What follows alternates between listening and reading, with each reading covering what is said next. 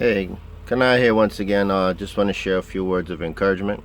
Hopefully, it helps you to get you on your journey and help you to realize that you're actually just stuck in traffic. Now, today I just want to talk about holding on to things. Now, there are good aspects of holding on to things, and there are also bad, like good memories. Having a fun time with someone, sharing a romantic moment with your significant other. Those are good moments. But today I just want to focus on the negative, where you might have gone through a terrible divorce, baby mama drama, deadbeat dad, whatever those situations that might have caused you to have some form of resentment towards someone. This form of resentment now that I'm calling holding on to things is something that is very unhealthy, and something that, if you're not able to put into perspective, will continue to affect you and impact your life and other people that you're involved in lives, for many years to come. Now, I just want to share something with you, that when you hold on to things, what you're actually doing, you're holding on to the memories and the moment of what that individual might have done to you that was wrong and that was offensive for you. Now, when you hold on to things like that, now these things also affect your physical body. Your physical body is, your stress level goes up whenever you might come into contact with that person or have a conversation with them. It's like you reliving the whole moment over and over and over again. And each time, you're stressing yourself out and you're putting yourself through changes. You find yourself being bitter. You find yourself not being able to trust people if you went through like a bad relationship or breakup type situation. And you develop this kind of a callous, for your life. And it becomes very unhealthy, because now, in moving on to a different situation, if it's a relationship type situation, it makes it that much harder for you to do. So the best way to deal with this, I would like to say, is that you have to learn how to let it go. And letting it go, what it does, it actually detaches you from the attachment of that experience. Now, you might say let it go, it might be something that is really bad, and I'm not judging anyone's situation and telling you that whatever you suffer is a light thing, because I know pain is very real. Like the scripture tells you, that every man's burden, feels like the heaviest. So I'm not telling you that whatever you went through is something light and you should just let it go and forget it, but you have to. I'm suggesting that you do this, because this is the only way you're going to be able to start the healing process.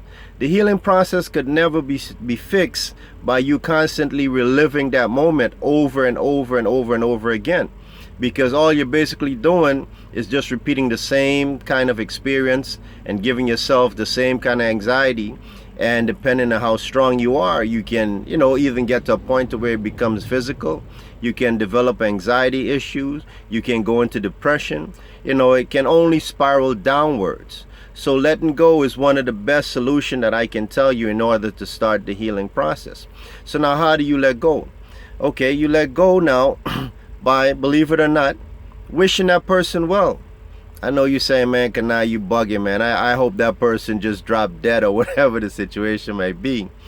But that might not necessarily be the best situation, because why? Because we ourselves might have done something just as bad or horrific to someone else.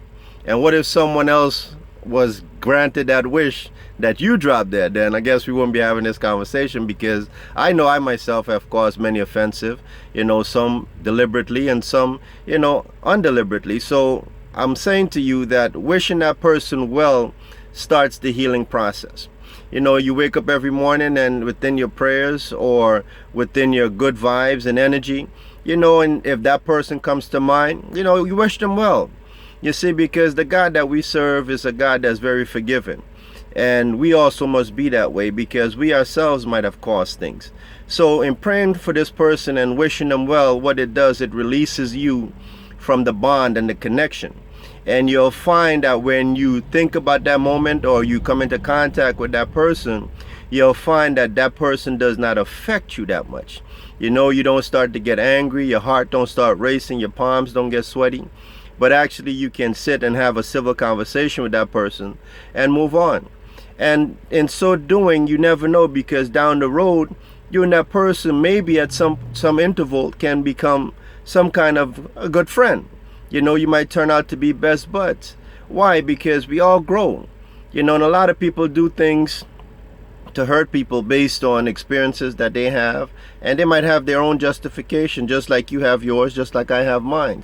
But through a process of time, we all have grown and evolved into different individuals, and we have evolved and grown into somebody that we can now today look back and say, man, you know what, I have come a long way and I have grown.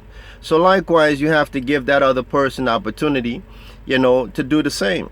It might not be where you have to be in a relationship with them again, or where you have to go up above and beyond to come into contact, but it might be where as though you might have a child with that person, you see, and have a child with that person. You have to co-parent with them, and you being negative or always argumentative in front of that child can also have an adverse effect on that child. So you have to find ways to create a balance. Now, I know this is something that might not necessarily work with everyone, because some people are very combative because of their own hurt and their own past experiences, and they have chosen to live that kind of life, and that's okay. With those people, you just have to keep your distance, but you can still wish them well, so that their lifestyle and their conduct doesn't affect you. So try not to hold on to things. If someone have offended you, just try, wish them well, learn from the situation, add it to life experiences, and you move on, because that's all it is. And you're going to continue to have that. That might not be the final one, but we are going to do this, and you just have to be mindful of your actions, that the things that you do don't impact someone else in the same manner. All right, this is Kanai. Wish you all well, and talk to you guys soon.